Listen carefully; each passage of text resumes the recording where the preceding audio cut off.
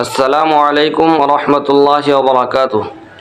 আলহামদুলিল্লাহি ওয়াসসালাতু আলা আম্মা বা'দ। জনক ব্যক্তি প্রশ্ন করেছেন, সাহরির শেষ সময়ে আজান দিলে আজান হবে কিনা। অত্যন্ত গুরুত্বপূর্ণ একটি প্রশ্ন করেছেন। সাহরির শেষ সময়ে আজান দিলে আজান সহি হবে না। ফজরের আজান দিতে হবে ওয়াক্ত শুরু হওয়ার পরে। সাহরির শেষ সময়ে ওয়াক্ত শুরু হয় না, বরং সাহারির শেষ সময় থেকে আরও 6 মিনিট পরে ওয়াক্ত শুরু হয়। সুতরাং কোনো মসজিদ থেকে যদি সাহারের শেষ সময় আজান দিয়ে দেয়, অর্থাৎ ফজরের ওয়াক্ত শুরু হওয়ার পূর্বে যদি আজান দিয়ে দেয়, তাহলে পুনরায় আজান দিতে হবে, অন্যথায় আজান সহি হবে না। অনেক সময় দেখা যায় ভুলক্রমে 2-5 মিনিট আগে একজন আজান দেওয়ার পরে একজনের পর আরেকজন এভাবে দিতেই থাকে।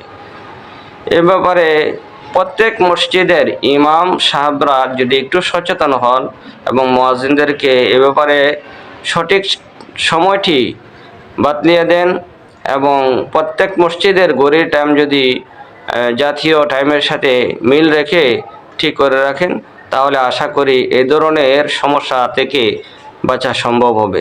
তাই আমরা অবশ্যই চেষ্টা করব ফজরের ওয়াক্ত শুরু হওয়ার পরে আজান দেওয়া।